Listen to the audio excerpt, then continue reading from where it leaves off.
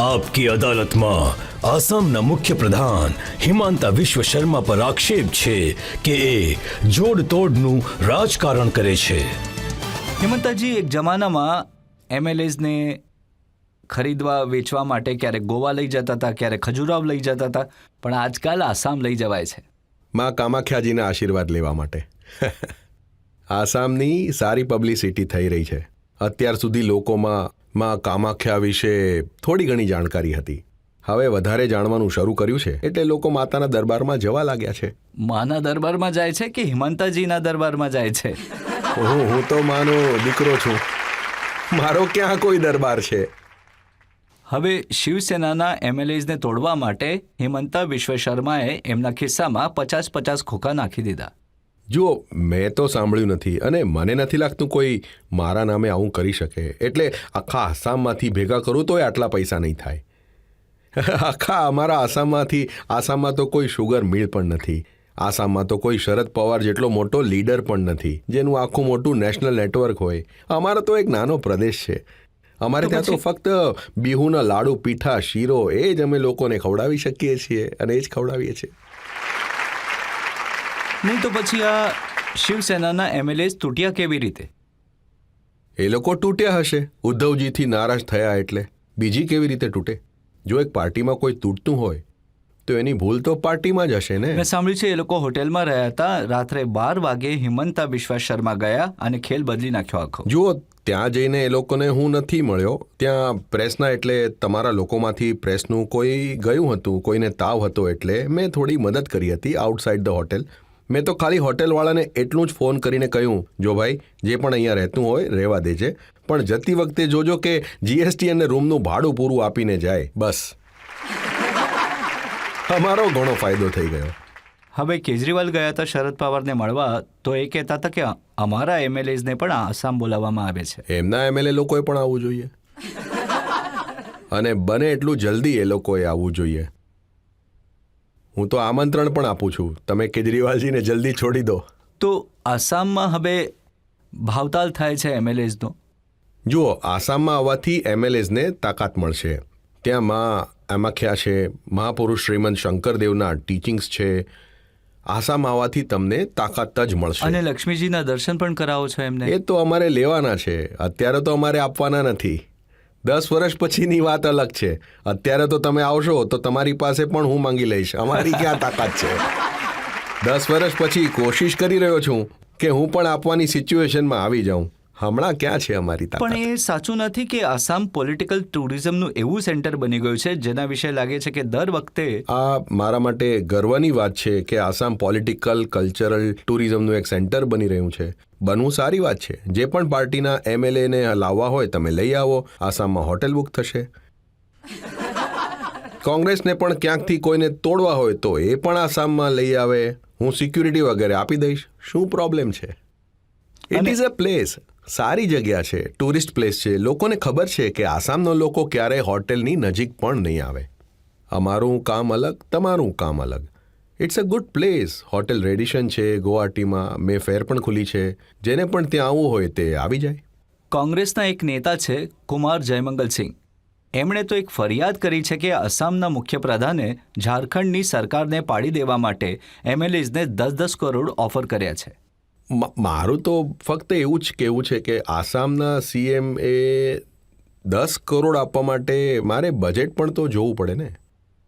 અમારા બજેટમાં છે શું? અમે લોકો બહુ જ હવે થોડી સ્થિતિ સુધરી છે. We are not very reach there. હવે આગળ જઈને થઈશું, મને પૂરો વિશ્વાસ છે. પણ જો કોઈને 10 કરોડનું સપનું હોય તો આસામમાં ન આવતા. આટલું વી કેન નોટ અફોર્ડ. અથવા એવું છે કે બીજે ક્યાંકથી પૈસા આવે છે અને આસામમાં ફક્ત એનો રસ્તો બને છે. આટલો સરસ મજાનો રસ્તો છે દિલ્હીથી મુંબઈ. તમે જરા મેપ જોઈ લો ને. ત્યાં ખૂણામાં જશે અને પછી ફરીને અહીંયા જ આવશે. These are completely. ઝારખંડના 3 એમએલએ પકડાઈ ગયા હતા પશ્ચિમ બંગાળમાં, જેમની પાસેથી કેશ મળ્યા હતા અને એ આસામ થઈ કેશ મળ્યા હશે, પણ એ અમાઉન્ટ 10 કરોડનો તો નથી ને. 7-8 લાખ રૂપિયા મળ્યા હશે. ત્યારે એમનું એક્સપ્લેનેશન એ આપે. અમારું શું? એ કોંગ્રેસના એમએલએ છે. અત્યારે તો એમનું જ બધું પડ્યું છે. મારી વાત એકદમ ક્લિયર છે. કે જુઓ, ઝારખંડ હોય કે બાકી સ્ટેટ હોય, in any way through democratic election, Rajatji, ઝારખંડમાં અમે જ જીતીશું. અમે કેમ ઝારખંડમાં તોડફોડ કરીએ? It is just a patience waiting of another month. તમે જે અફવા ફેલાવી છે ને કે મેં 25 કરોડ જેટલા પૈસા ખર્ચા કર્યા છે ઇલેક્શનમાં, અત્યાર સુધી જે કામ 10 રૂપિયામાં થતું હતું એના મારા હાથમાં લોકો 100 રૂપિયાનું બિલ પકડાવી દેશે કે તમારી પાસે પૈસા છે એમ કહીને આપી દેશે બિલ.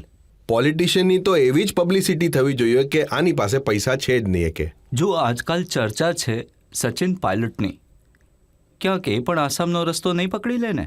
આટલું જુઓ, બિચારાનું એટલું હ્યુમિલિએશન થયું કે એની જગ્યાએ હું હોત તો મેં છોડી જ દીધું હોત. કરે જ નહીં હોય તો સડતા રહો. જુઓ, સચિન પાયલટજી બીજેપીમાં આવે, કોંગ્રેસમાં જાય કે બીજે ક્યાંય, આઈ એમ નોટ ઇન્ટરેસ્ટેડ. કારણ કે હું રાજસ્થાનનું પોલિટિક્સ બહુ વધારે પડતું ફોલો નથી કરતો, નોર્મલ જેટલું હું ટીવીમાં જોઉં છું. પણ જે વાત હવે ટીવી પર આવીને કહી રહ્યા છે, ઠીક છે, તમે બીજેપીમાં જોઈન કરો, તમારી પાર્ટી કરો, પણ આટલું હ્યુમિલિએશન કેવી રીતે લઈને તમે સડી શકો?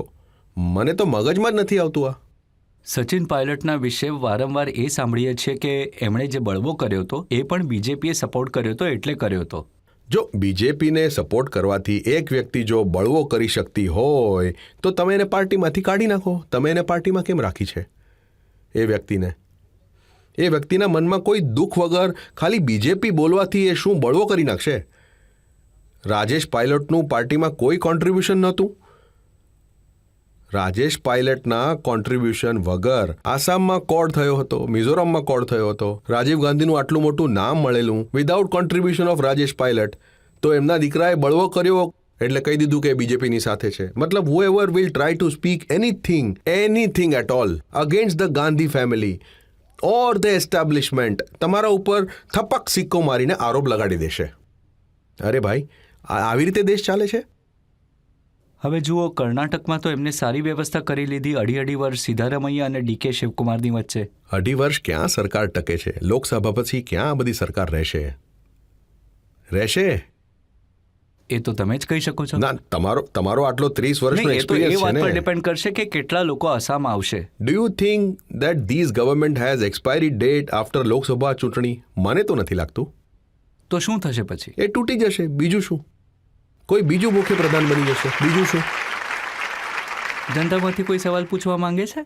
તમે હમણાં જ કહ્યું હતું કે મમતા બેનર્જીજી તમને ચા બનાવીને પીવડાવે છે, તો હું એ જાણવા માંગુ છું કે તમારા આટલા સારા મિત્ર કેવી રીતે બન્યા? આમ તો એમ કહેવામાં આવે છે કે લગભગ કોઈની દોસ્ત બનાવતા નથી. અમે બધા એક સાથે કોંગ્રેસમાં હતા ને, એટલે મારા સંબંધ બધા સાથે સારા છે. હું બધા સાથે સંબંધ બનાવીને રાખું છું. દરેક જણ દર વખતે મને કામમાં આવે છે, એટલે હું વ્યક્તિગત સંબંધ કોઈની સાથે ખરાબ નથી કરતો.